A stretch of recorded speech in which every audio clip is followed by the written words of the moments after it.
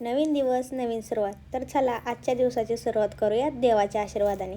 तर आज सकाळी फ्रेश होऊन पहिल्यांदा बाप्पाचा आशीर्वाद घेतला आणि लागले कामाला. आज होती संकष्टी चतुर्थी. सगळ्यांचा उपवास तर नव्हता, त्यामुळे अगोदर बाकीच्यांचा डबा बनवला, मग घेतली खिचडी बनवायला.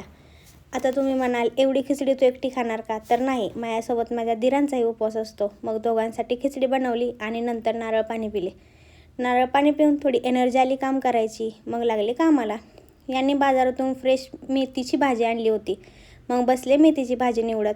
गव्हाचं पीठही संपत आलं होतं. मग म्हणलं बसून आता लागलीच गहू पण नीट करून घ्यावे. मग गहू नीट करून घेतले. आता हे कामावरून मग मी नियमितप्रमाणे गेले महादेवाच्या मंदिरात जलार्पण करायला. जलार्पण करून घरी आले.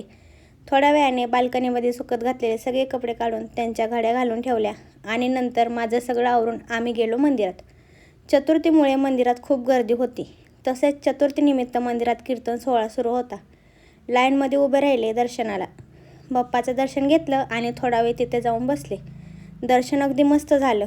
बाप्पाच्या दर्शनाला गेले की नेहमी खूप प्रसन्न वाटतं. मन अगदी शांत होऊन जाते. दर्शन घेतले आणि आलो घरी. घरी येऊन लागले रात्रीच्या स्वयंपाकाची तयारी करायला.